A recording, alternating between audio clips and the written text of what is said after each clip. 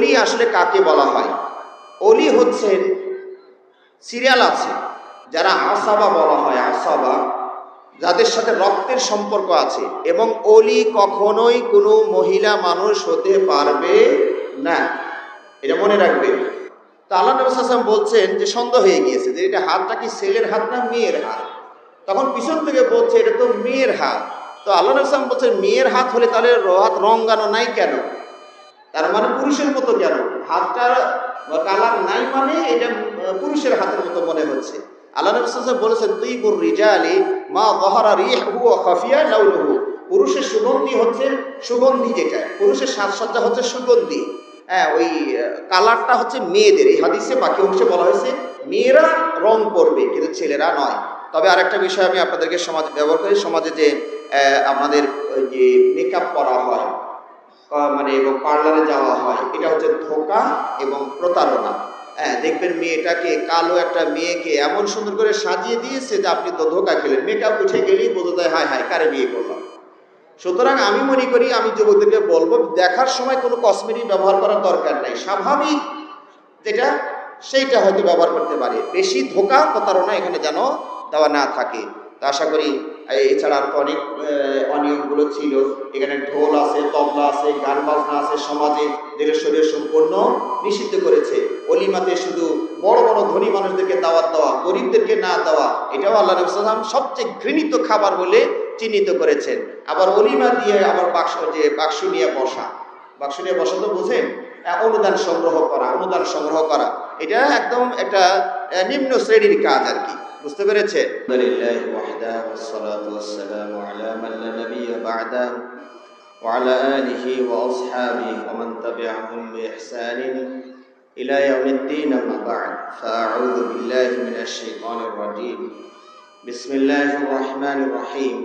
ومن آياته أن خلق لكم من أنفسكم أزواجا لتسكنوا إليها وجعل بينكم مودة ورحمة إن في ذلك لآيات لقوم يتفكرون.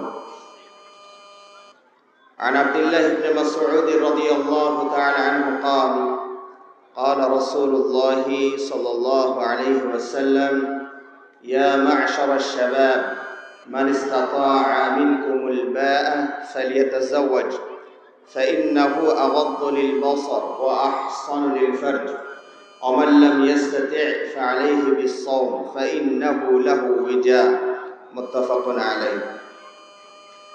الحمد لله.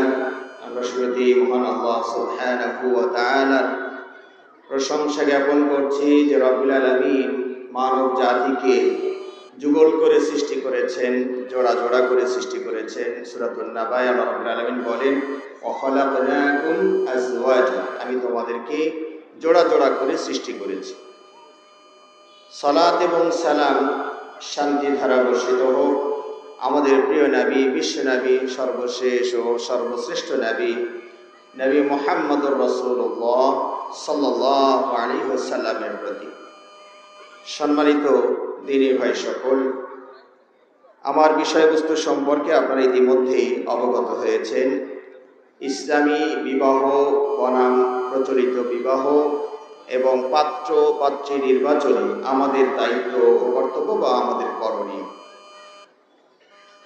আসলে আমাদের সমাজের বিবাহ প্রথাটা বেশিরভাগ, অধিকাংশই হিন্দুয়ানি কৃষ্টি কালচারে ভরা, বেষ্টিত।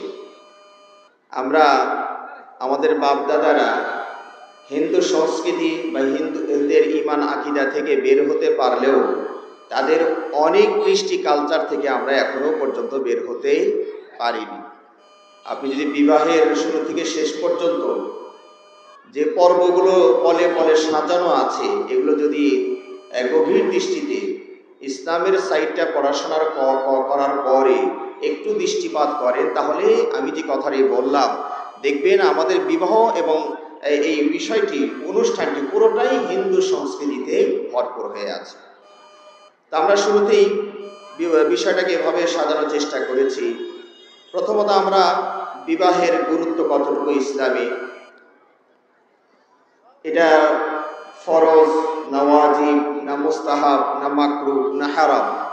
আসলে ফুকাহাগণ এই বিবাহের হুকুম বা বিধানকে 5 ভাগেই বিভক্ত করেছেন। অর্থাৎ কখনো এটা মুস্তাহাব বা সুন্নাত পর্যায়ে থাকে, কখনো বা এটা আবার ফরজের পর্যায়েও চলে যায়।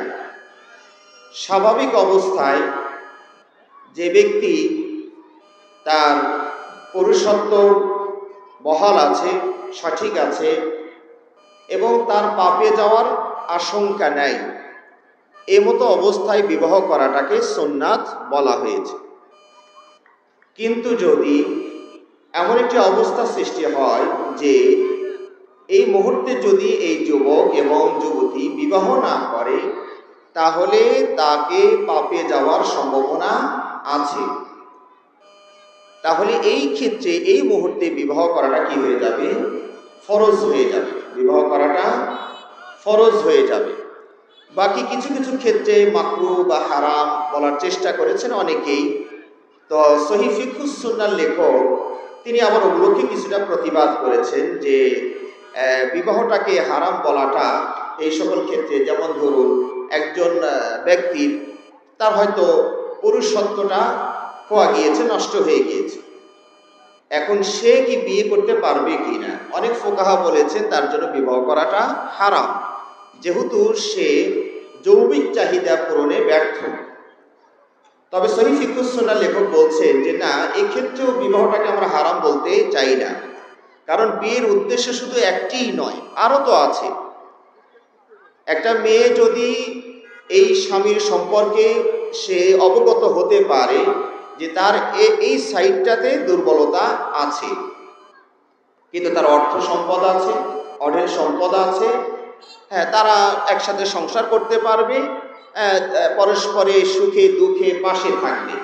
ধরুন অসুস্থ হলে একজনের সেবা করবে, একজনের দুঃখে আর একজন পাশে দাঁড়াবে, এটাও তো একটা বিবাহের উদ্দেশ্য।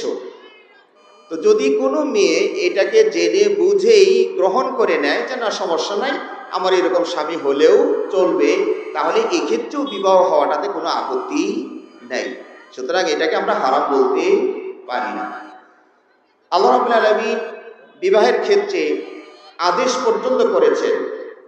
সূরাতুন নিসা আল্লাহ রাব্বুল আলামিন বলছেন এখানে, ফানকিহু মা তাবা লাকুম মিনান নিসাই মাসনা ওয়া সুলাসা ওয়া রুবা, তোমরা বিবাহ করো তোমাদের পছন্দের মেয়েদেরকে, সেটা একটা হতে পারে, 2 থেকে শুরু করেছেন, 2, 3, 4, অথবা যদি মানে ইনসাফ করতে পারবো না এই আশঙ্কা হয় তাহলে একটি। তো আল্লাহ রাব্বুল আলামিন এখানে বিবাহের প্রতি আদেশ করেছেন ফানকিহু। আল্লাহ রাব্বুল আলামিন যারা অভিভাবক, আমাদের অধীনস্থ যে সকল যুবক এবং যুবতী আছে, তাদের প্রতিও, তাদেরকে যেন আমরা বিবাহ দেই, এই অভিভাবক যারা আছি আমরা, ওলি যারা আছি, তাদেরকেও আল্লাহ রাব্বুল আলামিন আদেশ করেছেন। আল্লাহ রাব্বুল আলামিন বলছেন, ওয়া আনকিহুল আয়ামা মিনকুম ওয়াস-সালিহিনা মিন ইবাদিকুম ওয়া ইমাইকুম। আল্লাহ রাব্বুল আলামিন অভিভাবকদেরকে বলছেন, হে অভিভাবকরা, তোমাদের অধীনস্থ যারা আছে, দাস দাসী, ছেলে মেয়ে, তাদের সবাইকে তোমরা বিবাহের ব্যবস্থা করো। আমাদের সমাজে বিবাহের ক্ষেত্রে ইসলামের সাথে যে সাংঘর্ষিক বিষয়গুলো আছে, ইসলাম যেভাবে বলছে আমরা সেভাবে মানে বিবাহেতে অগ্রসর হচ্ছি না। ইসলাম বিবাহের প্রতি উদ্বুদ্ধ করেছে। আল্লাহ নবী সাল্লাল্লাহু আলাইহি ওয়াসাল্লাম বলেছেন, ইয়া মা'শারাশ শাবাব মান ইসতাতা'a মিনকুমুল বা'a ফালিয়াতাযাওয়াজ। ও যুবকেরা, তোমরা যারা ভরণ পোষণ করতে সক্ষম, সামর্থ্যবান, তারা বিয়ে করে ফেলো। ফাইন্নাহু আগাদ্দু লিল বসর, কারণ এটা দৃষ্টিকে নিম্নগামী করে, ওয়া আহসানু লিল ফারজি, চরিত্রকে সংরক্ষণ করে।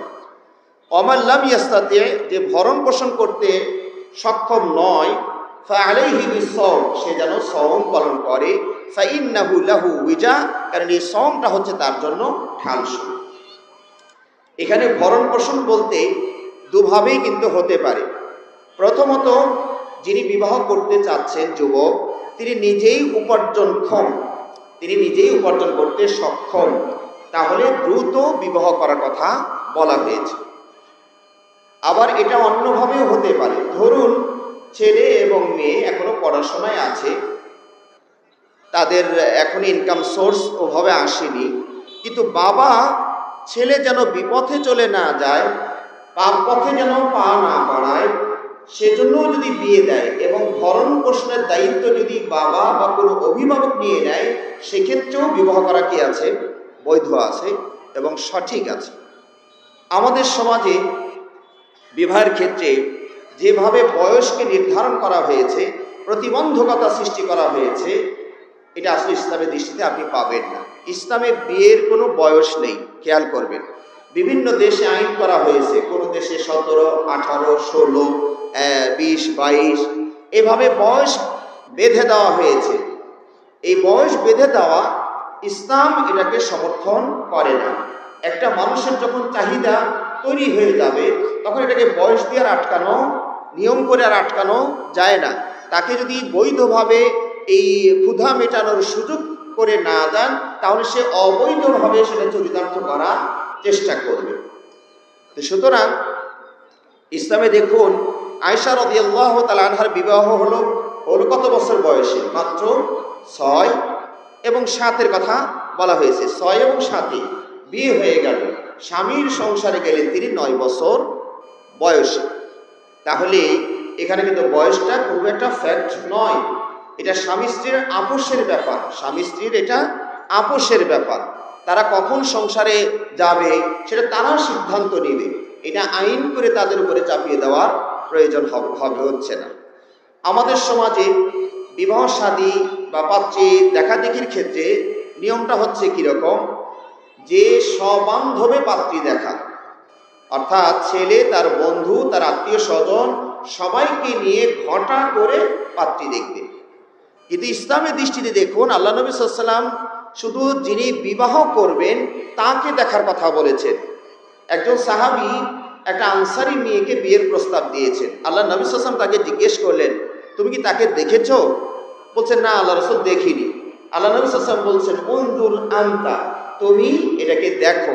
কারণ দেখার পরে বিবাহ করাটা, এটা মানে বিবাহের স্থায়িত্বটাকে বাড়িয়ে দেয়। কারণ আপনি দেখে শুনে বুঝেই বিয়ে করেছেন। আমাদের সমাজে এখানে এই ভুলটা দেখুন, যেখানে আত্মীয় স্বজন, এরপরে তো দুলাভাইদেরকে নিতেই হবে, নাহলে তো বোন তালাক হওয়ার সম্ভাবনা দেখা দিয়ে। এই যে আমাদের প্রবণতা, এখানে দুলাভাই বা অন্য কেউ বাদ পড়ে গেলেও দুলাভাইকে কোনোভাবেই মিস করা যাবে না, তার চোখে এটাকে নিতে হবে, নাউযুবিল্লাহি মিন যালিক। সুতরাং এখানে পাত্রের, এমনকি পাত্রের বাবাও এই মেয়েকে দেখার অধিকার রাখেন। পাত্রের পক্ষ থেকে ছেলে মানুষের মধ্য হতে শুধু দেখতে পাবেন পাত্র নিজে, আর অপ্রাপ্ত বয়স্কের, যাদের নারীদের প্রতি কোনো কামনা বাসনা তৈরি হয়নি, বাচ্চা কাচ্চার সাথে যেতে পারে। কিন্তু যারা নারী সম্পর্কে অবগত হয়েছেন, এরকম আর কেউ দেখতে পাবে না।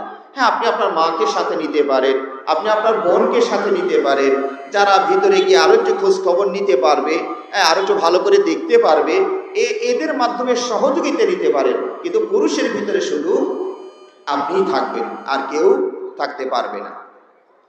আমাদের সমাজে বিবাহের ক্ষেত্রে আরো যে প্রতিবন্ধকতাগুলো আছে বা শরীয়ত বিরোধী যে কাজগুলো করা হয়, সেটা হচ্ছে ওলি ছাড়া বিয়ে। ওলি ছাড়া বিয়ে। ওলি আসলে কাকে বলা হয়? ওলি হচ্ছে, সিরিয়াল আছে যারা আসাবা বলা হয়, আসাবা, যাদের সাথে রক্তের সম্পর্ক আছে, এবং ওলি কখনোই কোনো মহিলা মানুষ হতে পারবে না, এটা মনে রাখবে। মা ওলি হয়ে তার মেয়েকে বিয়ে দিতে পারবে না, খালা ওলি হয়ে তার ভাগিনীকে বিয়ে দিতে পারবে না, বোন বোনকে বিয়ে দিতে, ওলি হয়ে বিয়ে দিতে পারবে না, ফুফি তার ভাতিজিকে ওলি হয়ে বিয়ে দিতে পারবে না। ওলি অবশ্যই পুরুষ হতে হবে। এখন সিরিয়ালও আছে, সিরিয়ালকে ওভারটেক করা যাবে না। প্রথম হচ্ছে বাবা, ওলির সিরিয়াল হচ্ছে প্রথম বাবা। বাবা যদি না থাকেন তাহলে আপন ভাই, আপন ভাইও যদি না থাকেন তাহলে দাদা, দাদা যদি না থাকেন তাহলে মানে ওই মেয়ের যদি আরো যায় কোথাও বিয়ে হয়, তার ছেলে থাকে, তার ছেলেও ওলি হয়ে মাকে বিয়ে দিতে পারবে, অথবা তার নাতি, নাতিও অলি হয়ে তার দাদিকে বিয়ে দিতে পারবে, যেটা আমাদের সমাজে আকাশ কুসুম একটা কল্পনা যে ছেলে মাকে বিয়ে দেয়, এটা কেমনে হয়। হ্যাঁ, সমাজে অনেক ভুল বিষয় চালু আছে। এরপরে আসবে চাচা, তারপর আসবে চাচাতো ভাই।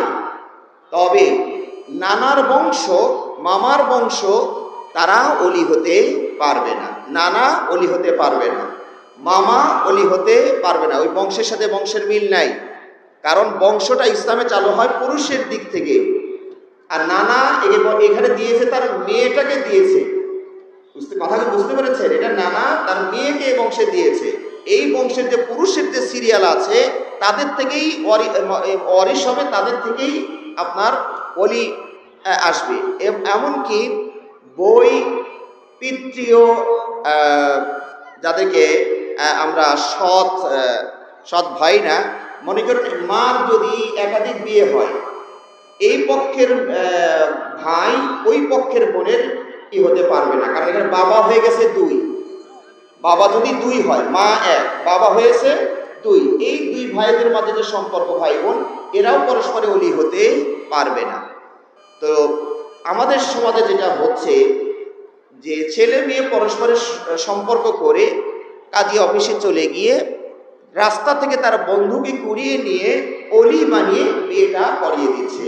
এই যে কুরানো অলি, এই অলি বিয়ে জায়েজ হবে না। আল্লাহ নবী সাল্লাল্লাহু আলাইহি ওয়াসাল্লাম বলেছেন, লা নিকাহা ইল্লা বিওয়ালি, অলি ছাড়া কোনো বিয়ে হবে না। এবং আল্লাহ নবী সাল্লাল্লাহু আলাইহি ওয়াসাল্লাম আরো বলেছেন, আইয়ুমা ইমরাতিন নাকাহাত বিগাইরি ওয়ালিহা ফানিকাহুহা বাতিল বাতিল বাতিল। যে মেয়ে অলি ছাড়া নিজেকে বিয়ের সিঁড়িতে বসালো, বিয়ে দিয়ে দিল, তার বিয়েটা বাতিল। শব্দটা নবী সাল্লাল্লাহু আলাইহি ওয়াসাল্লাম কয়বার বলেছেন? 3 বার বলেছেন, বাতিল বাতিল বাতিল। আল্লাহ নবী সাল্লাল্লাহু আলাইহি ওয়াসাল্লাম 3 বার এটাকে বাতিল ঘোষণা করেছেন। এক্ষেত্রে আমি আমার যুবক এবং যুবতী, তরুণ এবং তরুণীদের দৃষ্টি আকর্ষণ করে বলবো, এই যে রিলেশনের যে বিবাহটা, একটু খেয়াল করুন। রিলেশন, সম্পর্ক করে যে বিবাহ করা, এই বিবাহটা কোনোভাবেই শান্তি বয়ে আনে না। এটা অশান্তির একটা প্ল্যাটফর্ম। কারণ এই দুই যুগল কেউ কাউকে বিশ্বাস করতে পারে না। আমি কি বুঝাইতে পারছি আপনাদেরকে? এই দুই যুগল কেউ কাউকে বিশ্বাস করতে পারে না। কারণ ছেলেটা জানে যে তুমি মেয়েটা ভালো নয়, কারণ বাবা মার চোখকে ফাঁকি দিয়ে আমার সাথে গোপনে দেখা করেছো, তুমি কি ভালো মেয়ে নাকি? কথা কি বুঝতে পেরেছে?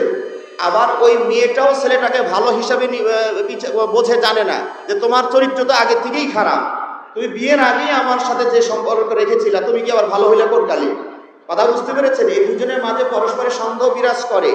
ওই মেয়ে যদি কোনো ছেলের সাথে কথা বলে, তাহলে ওই স্বামী মাইন্ড করে যে এই যে তোমার বদ অভ্যাস তো যায় নাই, তুমি আরো মনে হয় কারোর সাথে যোগাযোগ রেখেই চলেছ।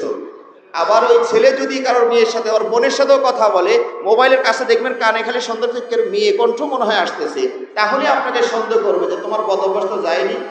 এই যে সারা একটা খুন, এখানে অশান্তি বিরাজ করবে। এই জন্য আমি আমার যুবক যুবতী ভাইদেরকে বলবো, এই ধরনের সম্পর্ক বিবাহ ক্ষণিকের বালুর বাঁধের মতোই ভেঙে যায়, অশান্তি দাও দাও করে জ্বলে ওঠে। সমাধান করতে না পেরে পরে ওই যে সেলিংয়ে আর গলায় ওড়না পেঁচিয়ে গলাটা আত্মহত্যা ছাড়ার বুদ্ধি থাকে না। একটা বিবাহ দেখুন, একটা বিবাহ যদি অভিভাবকের মাধ্যম দিয়ে হয়, সেখানে দুই পরিবারের কমপক্ষে 10টা মাথা এখানে খাটানো হয়। কথা ঠিক কিনা? একটা মেয়েকে আপনি প্রস্তাব দিলেন, দেওয়ার সাথে সাথে তারা বিয়ে আপনাকে দিবে না, তাদের পক্ষ থেকে একটা কমিটি গঠিত হবে। হ্যাঁ, যে আপনারা খোঁজ নেন তো এই ছেলের বিয়ে, ছেলে সম্পর্কে একটু খোঁজ খবর নেন, তন্ন করে খোঁজ খবর নেওয়া হবে এবং ছেলে পক্ষ থেকে মেয়ে পক্ষর সম্পর্কেও খবর নেওয়া হবে। এইভাবে যখন যাচাই বাছাই কমপ্লিট হওয়ার পর উভয় পক্ষ সম্মতিতে আসবেন, এই বিয়েটার স্থায়িত্ব, এই বিয়েটার একটু ভালো একটা রেজাল্ট পাওয়ার সম্ভাবনা আছে। আর ওই যে মিষ্টি কথা এবার পরে শুনে বিয়ে করলেন, ওই সম্পর্ক করলেন, মিষ্টি কথা, দেখা যাচ্ছে মিষ্টি কথাতে ওই সম্পর্ক হয়ে গেছে, সাক্ষাতে দেখাতে ওইটা 70 বছরের বুড়ি, এরকম হয়েছে না? আবার মিষ্টি কথাতে সম্পর্ক হয়ে গেছে, সাক্ষাতে গিয়ে দেখে তো ওটা তো হিরোইনছি, মদ খেয়ে গাঁজা খেয়ে এক লিকলিকে হয়ে আছে। তো এই যে এই সমস্যাগুলো মোবাইলের কারণে আরো সমস্যাগুলো বেশি হয়েছে। এগুলো শরীয়ত বিরোধী। সুতরাং আমার যুবক যুবতী ভাইদেরকে বলবো যে এভাবে নয়, শরীয়ত যেভাবে আপনাকে অনুমোদন দিয়েছে আপনার সুখের জন্য, শান্তির জন্য, সেভাবে আপনি পা বাড়াবেন। আমাদের সমাজে অলি উপস্থিত থাকার সত্ত্বেও উকিল বাপ বানানো হয়। আমি জানি না আপনাদের নারায়ণগঞ্জে সেটা আছে কিনা, আছে, হ্যাঁ ঢাকাতে এখানে আছে। মানে অলি বাবা উপস্থিত থাকা সত্ত্বেও অলি হয় কে ওকিল বানায় আর একজনকে, এবং পরবর্তীতে আত্মীয়তার সম্পর্কটা এই ওকিল বাবির সাথে সম্পূর্ণ তহরম বহরম অবস্থা থাকে। বাবা এখানে থার্ড পার্সন হয়ে যায়, বাবার এখানে কোনো ভূমিকা নাই, অবদান নাই। মেয়ে কখন আনতে হবে, দাওয়াত খাওয়াইতে হবে জামাইকে, পুরোটা হয় ওকিল বাবার সাথে। এটা শরীয়ত সম্পূর্ণ বিরোধী একটা কাজ। হ্যাঁ, ওকিল আপনি বানাবেন কখন? যখন ওইটা আমরা যে অলির সিরিয়াল বললাম, সেই অলির সিরিয়ালে ধরুন কারো অলি নাই, এমন তো হতে পারে, তাই না? কারো অলি নাই, অর্থাৎ বাবাও নাই, মারা গিয়েছে, ভাইও নাই, এরকম ভাবে যত অলি আছে কেউই নাই। তাহলে এই মেয়েটাকে বিয়ে দিবে কে? এই মেয়েটাকে বিয়ে দিবে শাসক, ইসলামী শাসক যদি থাকে। তাহলে আল্লাহ নবী সাল্লাল্লাহু আলাইহি ওয়াসাল্লাম বলছে আনা ওয়ালিয়্যু মান লা ওয়ালিয়্যা লা। আল্লাহ নবী সাল্লাল্লাহু আলাইহি ওয়াসাল্লাম বলছেন আমি হলাম ওলি, যার ওলি নাই তার ওলি হলাম আমি নিজে। অর্থাৎ ইসলামী সরকার ওলি হবে। তা যদি না হয়, ধরুন ইসলামী সরকার আমাদের বা সরকার আমাদেরকে এদিকে ভূমিকা রাখছে না, তাহলে একজন দ্বীনি ভাইকে অলিত্বের দায়িত্ব দিতে হবে যে আমার মেয়েটার বিয়ে আসে, এখন তোর বাবা নাই, তা আপনি একজন আলেম মানুষ, সমাজে একজন ভালো মানুষ, আপনাকে আমরা দায়িত্ব দিচ্ছি, যেহেতু আমরা মেয়ে বিয়ে দিতে পারি না, তা আপনি বিয়েটার ব্যবস্থা করে দিন। এইভাবে ওকিল বানানো যায়। অথবা ধরুন বাবা বিদেশে আছে, মেয়েটার বিয়ে আসছে, তখন তিনি লিখিত বা মৌখিকভাবে একজনকে দায়িত্ব দিয়ে দিবেন যে বাবা আমি দূরে আছি, সৌদি আরবে থাকি, আমার মেয়েটার বিয়ে আসছে, আমি তোমাকে দায়িত্ব দিচ্ছি, তুমি আমার পক্ষ হয়ে আমার মেয়েটাকে বিয়ের ব্যবস্থা করো। এই ক্ষেত্রে শুধু ওকিল হতে পারেন, স্থলাভিষিক্ত হতে পারেন, কিন্তু অলির উপস্থিতিতে অলি হতে পারবে না। আমাদের সমাজে যে বিবাহের ক্ষেত্রে দেখুন কিভাবে অপচয়গুলো এসে গিয়েছে। যে কার্ড ছাপানো হয় এখন, এক একটা কার্ডের দাম 500 টাকা পড়ে গিয়েছে, একটা কার্ডের দাম 200 টাকা, 250 টাকা। এই যে ব্যয়বহুল একটা দাওয়াত কার্ড যদি 500 টাকা খরচ করতে হয়, তাহলে বিয়ের ব্যয়টা কি পরিমাণ বেড়ে গেল। আপনি 500 জন মানুষকে যদি দাওয়াত করেন, তাহলে 500টা কার্ডের হিসাবে তাহলে 2.5 লক্ষ টাকায় প্রায় এখানে আপনার ব্যয় হয়ে গিয়েছে। এটা সম্পূর্ণ অপচয়। এখন মোবাইলের যুগে মেসেজ দিয়েও তো দাওয়াতটা দেওয়া যায়। সুতরাং এই ক্ষেত্রে আমরা যেন সতর্ক এবং সাবধান হই। আমাদের বিবাহের ক্ষেত্রে এখানে অবশ্যই কমিউনিটি সেন্টার ভাড়া করতে হবে। এই যে প্রবণতা, আল্লাহ নবী সাল্লাল্লাহু আলাইহি ওয়াসাল্লামের যুগের বিবাহটা মানে রাস্তাঘাটে চলতে চলতে বিবাহ হয়ে যেত, কখন কমিউনিটি সেন্টারে চিন্তা করবে। আল্লাহ নবী সাল্লাল্লাহু আলাইহি ওয়াসাল্লাম সাফিয়াকে বিয়ে করলেন কখন? রাস্তাঘাটে, যুদ্ধে ছিলেন, যুদ্ধ থেকে আসার পথে রাস্তায় বিয়ে হয়ে গেল। কমিউনিটি সেন্টার কোথায়? আল্লাহ নবী সাল্লাল্লাহু আলাইহি ওয়াসাল্লাম বসে আছেন, বিবাহটা কত সহজ ছিল দেখুন। আল্লাহ নবী সাল্লাল্লাহু আলাইহি ওয়াসাল্লাম বসে আছেন, এমন সময় একজন মহিলা এসে বললেন ইয়া রাসূলুল্লাহ, আমি আমার জীবনকে আপনার জন্য উৎসর্গ করে দিলাম। তো নবী সাল্লাল্লাহু আলাইহি ওয়াসাল্লাম একবার মাথাটা উঠিয়ে তার চেহারাটা দেখে মাথাটাকে নিচু করলেন, ইয়েস নট কিছু বলছেন না, হাও না নাও না, চুপ করে আছেন। তার মানে নবী সাল্লাল্লাহু আলাইহি ওয়াসাল্লাম প্রয়োজন মনে করছেন না। পাশে একজন সাহাবা বলছেন ইয়া রাসূলুল্লাহ, আপনার যদি প্রয়োজন না থাকে তো আমার সাথে বিয়ে দিয়ে দেন। বিয়ে হচ্ছে কোথায়, যে আপনাদের এরকম বসে আছেন, এর মধ্যেই মানে পূর্ব কোনো প্ল্যানই নাই, বড় জানে না যে আজকে আমার বিয়ে হবে। কথা বুঝতে পেরেছে? তো মহিলা এসে বলল, তো নবী সাল্লাল্লাহু আলাইহি ওয়াসাল্লাম রাজি কিছু বললেন না। পাশে একজন বলছে ইয়া রাসূলুল্লাহ, আপনার প্রয়োজন না থাকলে আমার সাথে বিয়েটা দিয়ে দেন। আল্লাহ নবী সাল্লাল্লাহু আলাইহি ওয়াসাল্লাম বললেন, তোমার মহরণা দেওয়ার মতো কিছু আছে? সাহাবী বলছেন যে আমার পরনের লুঙ্গিটা আছে। তার মানে কি উপরের চাদরটাও নাই? চাদরটা থাকলে না হয় বলতে, আচ্ছা উপরেটা না ঢাকলে ছেলে মানুষ তো নাভি থেকে হাঁটু মতো ঢাকলেই চলে, যেহেতু তো এটাই দিয়ে দাও। উনি এত দরিদ্র সাহাবী যে পরনের ওই উপরের যে চাদর সেটা নাই, শুধু লুঙ্গিটা আছে। তো আল্লাহ নবী সাল্লাল্লাহু আলাইহি ওয়াসাল্লাম বললেন যে এটা যদি মহরণা হিসাব ওকে দিয়ে দাও, তো তোমার তো কাপড় থাকে না, তাহলে একটু বিকল্প কিছু দেখো, বাসায় গিয়ে একটু খোঁজো, কিছু সম্পদ পাও নাকি। তো সাহাবা বলছে ইয়া রাসূলুল্লাহ, খুঁজতে গেলে লাভ হবে না, আমার কিছুই নাই, একটা লোহার আংটি হলেও দেখো পাও নাকি। বলছে ইয়া রাসূলুল্লাহ, তাও আমার বাসায় নাই, লোহার আংটিও নেই। আল্লাহ নবী সাল্লাল্লাহু আলাইহি ওয়াসাল্লাম তখন বললেন, তুমি কি কোরআনের কিছু আয়াত মুখস্থ করেছো? হ্যাঁ, অমুক অমুক সূরা আমার মুখস্থ আছে। আল্লাহ রাসূল বিয়ে দিয়ে দিলেন, যাওয়াজতুকাহা বিমা মাআকা মিনাল কুরআন, তোমার সাথে যে কোরআন আছে ওইটাকেই মহরণা ধরে এই মেয়েটাকে তোমার সাথে বিয়ে দিয়ে দিলাম। সুবহানাল্লাহ। এই মেয়েও জানে না যে এই ছেলের সাথে বিয়ে, আর ছেলেও এখানে ঘটনা ঘটার আগ পর্যন্ত জানে না যে আজকে আমার বিয়ে। বিয়েটাতে এত সহজ ছিল। হ্যাঁ, দেখুন মেয়েটা কিন্তু কোনো প্রতিবাদও করছে না যে ইয়া রাসূলুল্লাহ প্রস্তাব দিলাম আপনাকে, আর ডাইনবান যে কারে ধরে দিলেন আমার সাথে, ওর তো সম্পদ বলতে কিছুই নাই, তোর সাথে আমার বিয়ে দিয়ে দিলেন। মেয়েটা একটা টু শব্দও পারেনি। সুবহানাল্লাহ। আল্লাহর নবী যেহেতু সিদ্ধান্ত নিয়েছেন, ওর তো দেহটা আছে, ও তো কামাই করে খায়, তো তোমারও কামাই করে সে খাওয়াবে, শুধু দেহটা দেখে আল্লাহ রাসূল দিয়ে দিয়েছেন। এখানে তার ধন সম্পদ কি আছে না আছে, যেটা আমাদের সমাজে আমরা খুব বেশি খেয়াল করি, ধন সম্পদ। হ্যাঁ, ধন সম্পদ দেখাটা অন্যায় না। ধরুন কোনো মেয়ে যদি একটু এরকম স্মার্টই হয়, ও একটু খরচের খাত বেশি, ওরে আবার গরিব ছেলের সাথে তুলে দিয়ে জ্বালায় ফেলে দিয়ে না। কথা বুঝতে পেরেছেন? এটা আবার নবী সাল্লাল্লাহু আলাইহি ওয়াসাল্লাম একটা হাদিস আছে বলি কথাটা বললাম। ফাতেমা বিনত কায়েস তিনি যখন তালাকপ্রাপ্ত হয়ে যান, এর মধ্যে আবার বেশ প্রস্তাব এসে গিয়েছে। তো নবী সাল্লাল্লাহু আলাইহি ওয়াসাল্লামের সাথে পরামর্শ করছেন, ইয়া রাসূলুল্লাহ আমাকে মুআবিয়া রাদিয়াল্লাহু আনহু, মুআবিয়া ইবনে আবু সুফিয়ান উনি বিয়ের প্রস্তাব দিয়েছে, আর আবু জাহাম দুজনই আমাকে প্রস্তাব দিয়েছে। এখন আমি তো সিদ্ধান্ত নিতে পারছি না, আপনি একটু পরামর্শ দিন আমি কাকে বিয়ে করব। আল্লাহ নবী সাল্লাল্লাহু আলাইহি ওয়াসাল্লাম দেখুন বিয়ের ক্ষেত্রে খেয়াল করছেন, বলছে আম্মা মুআবিয়া তো ফাসআলু কুল্লা মালা লাহু। মুআবিয়া তো দরিদ্র মানুষ, ওর তো সম্পদ নাই। তাহলে এখানে কিন্তু আবার সম্পদটা খেয়াল করা হলো, তাই না?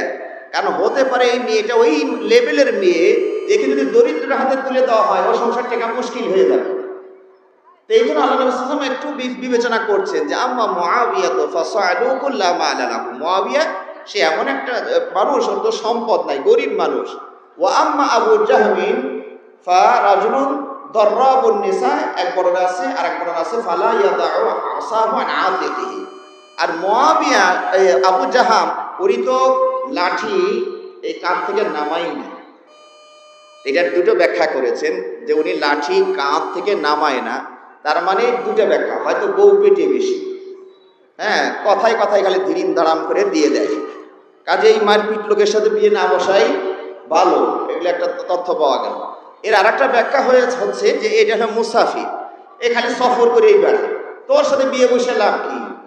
এখান থেকে মানে পাশাপাশি আরো কিছু কথা আপনাদেরকে বলি। এখন কিন্তু মোবাইলে বিয়ে হয়, ছেলে হলো এপারে আর বিয়ে হলে তেপান্তরে বিয়ে হচ্ছে। কোথায়? ছেলে থাকে সৌদি আরবে, মেয়ে আছে কোথায়? বাংলাদেশে। বিয়ে হচ্ছে, দেশে আসবে কোন কালে ছেলেও জানে না মেয়েও জানে না। এই বিয়ে করতে গেলেন কেন? এই মেয়েটারও তো বিপদে ফেলে দিলেন, ছেলেটারও বিপদে ফেলে দিলেন। কারণ যদি এখানে সাক্ষাতেরই সুযোগ নাই থাকবে, তাহলে বিয়ে করে আর লাভ কি? এ পাশেও আগুন জ্বলবে, ও পাশেও আগুন জ্বলবে, পানি তো দূরে অবস্থান করছে, এতে করে সমস্যাটা আরো বেশি হবে। মেয়েটাকে তো আপনি ফোনে নানান কিছু বলবেন, ও তো মানে মেজাজ গরম হয়ে থাকবে। তো এখন তো সে অনিয়মের পথ বেছে নেওয়ার চিন্তা ভাবনা করবে, নাউযুবিল্লাহি মিন যালিক। তো এখানে যে বিষয়টা খেয়াল করা, সম্পদের প্রতি কিছুটা খেয়াল করা যেতে পারে, তবে সেটা সবচেয়ে বড় নয়। আসলে বিষয়টা তো অনেক বড়, সময় আমার শেষের দিকে। তো এখানে পাত্র পাত্রী নির্বাচনের ক্ষেত্রে যে কথাগুলো আমাদের সমাজে খেয়াল করার কথা বলা হয়েছে, এখানে অনিয়ম আরও অনেক আছে, সমাজে আমাদের অনিয়ম অনেক আছে। মহরের বিষয়টা দেখুন, সিলেটে কয়েক মাস আগে বিয়ে পড়াইতে গেছি, তো বলতে মহরণা কত? বলছে 10 লাখ। তা আমি বললাম যে আমার জীবনে আমি এত অ্যামাউন্টের মহরণার বিয়ে কাউরে পড়াইনি।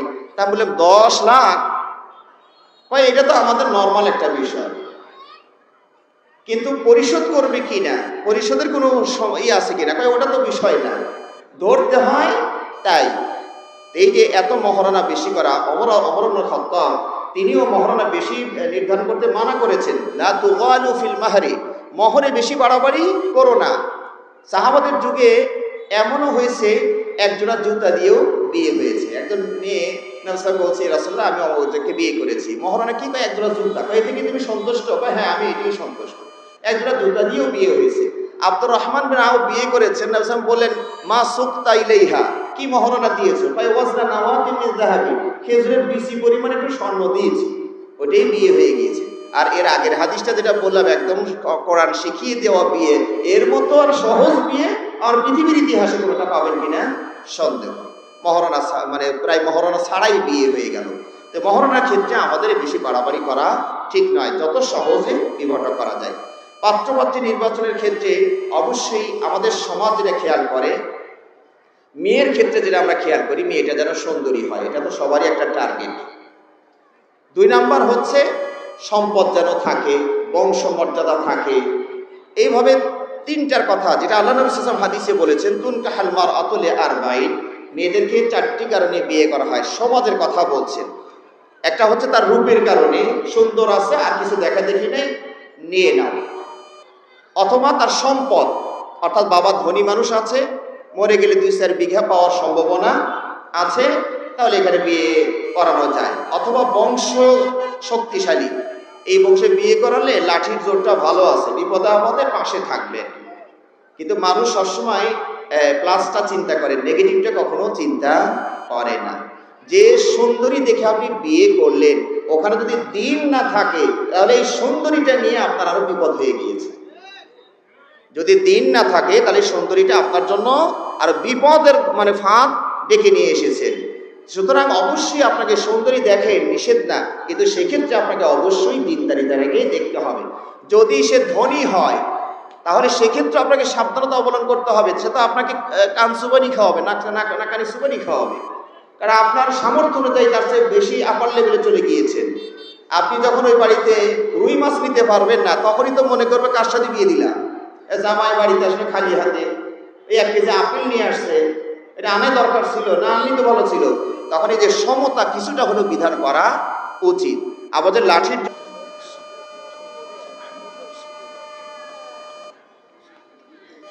যে সময় তো ভাইরা, আমার আর 5 মিনিটের মতো সময় আছে, প্রায় না 3 মিনিটই আছে বলা যায়।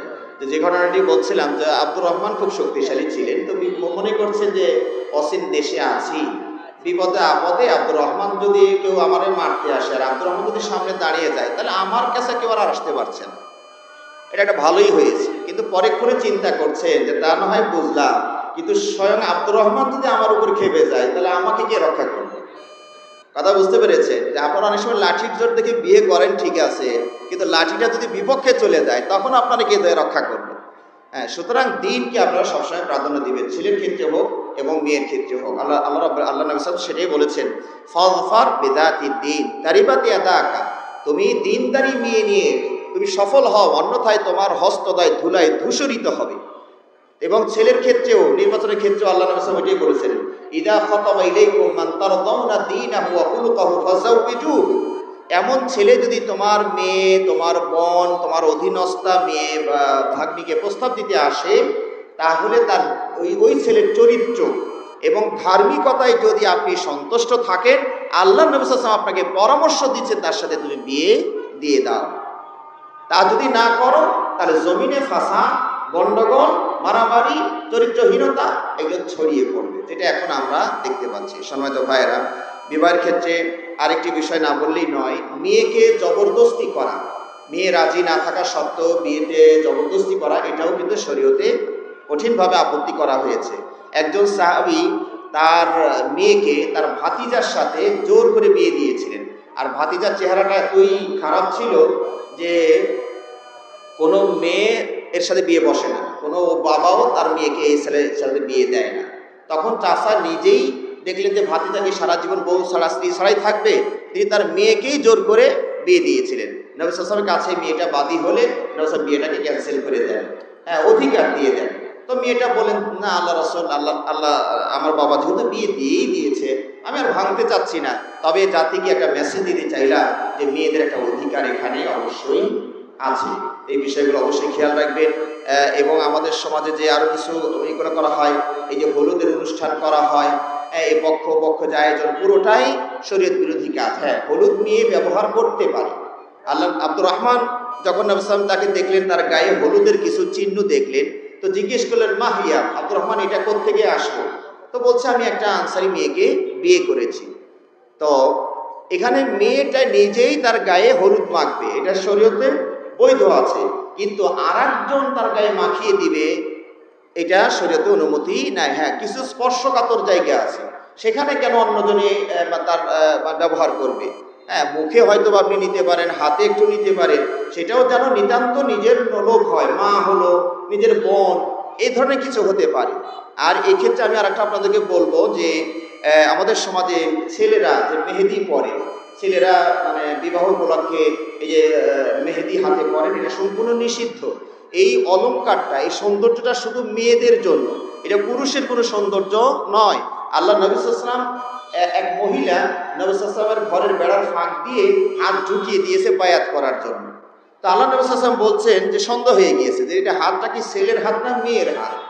তখন পিছন থেকে বলছে এটা তো মেয়ের হাত। তো আল্লাহ নবী সাল্লাল্লাহু আলাইহি ওয়াসাল্লাম বলছেন মেয়ের হাত হলে তাহলে হাত রঙানো নাই কেন? তার মানে পুরুষের মতো কেন? হাতটার কালার নাই মানে এটা পুরুষের হাতের মতো মনে হচ্ছে। আল্লাহ নবী সাল্লাল্লাহু আলাইহি ওয়াসাল্লাম বলেছেন তুইবুর রিজালি মা যাহারা রিহু ওয়া খাফিয়া লাউনুহু। পুরুষের সুগন্ধি হচ্ছে সুগন্ধি, যেটা পুরুষের সাজসজ্জা হচ্ছে সুগন্ধি।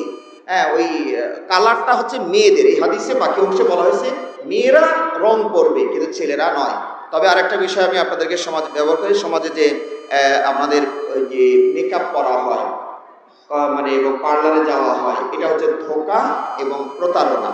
হ্যাঁ, দেখবেন মেয়েটাকে, কালো একটা মেয়েকে এমন সুন্দর করে সাজিয়ে দিয়েছে যে আপনি তো ধোঁকা খেলেন, মেকআপ উঠে গেলেই বোঝা যায় হায় হায় কারে বিয়ে করলাম। সুতরাং আমি মনে করি, আমি যুবকদেরকে বলবো দেখার সময় কোনো কসমেটিক ব্যবহার করার দরকার নাই, স্বাভাবিক যেটা সেইটা হয়তো ব্যবহার করতে পারে। বেশি ধোঁকা প্রতারণা এখানে যেন দেওয়া না থাকে। তা আশা করি এছাড়া আর তো অনেক অনিয়মগুলো ছিল। এখানে ঢোল আছে, তবলা আছে, গান বাজনা আছে, সমাজে যেটা শরীর সম্পূর্ণ নিষিদ্ধ করেছে। অলিমাতে শুধু বড় বড় ধনী মানুষদেরকে দাওয়াত দেওয়া, গরিবদেরকে না দেওয়া, এটাও আল্লাহ নবী সাল্লাল্লাহু আলাইহি ওয়াসাল্লাম সবচেয়ে ঘৃণিত খাবার বলে চিহ্নিত করেছেন। আবার অলিমা দিয়ে আবার বাক্স নিয়ে বসা, বাক্স নিয়ে বসা তো বুঝেন, অনুদান সংগ্রহ করা, এটা একদম একটা নিম্ন শ্রেণীর কাজ আর কি, বুঝতে পেরেছে? সুতরাং এই ধরনের, হ্যাঁ, কেউ যদি স্বতঃস্ফূর্ত হাদিয়ে দিয়ে যায় সেটা পরে আপনার বাড়িতে পাঠিয়ে দেবে, কিন্তু এখানে আপনি বাক্স নিয়ে বসে গেছেন, লোক খাচ্ছার মনে করছেন না দিয়ে গেলে কেমন হয়। হ্যাঁ, এই যে মানুষকে বিব্রত ফেলে দিয়ে টাকা কালেকশন করা, এটা আসলে শরীয়ত সম্মত নয়। এরকম অনেক অনিয়ম আমাদের সমাজে আছে। আল্লাহ রাব্বুল আলামিন আমাদেরকে কোরআন এবং সহিহ সুন্নাহ অনুধাবন করে সেইভাবে নিজের জীবন, সমাজ এবং রাষ্ট্রকে গঠন করার তৌফিক দান করুন, আমিন।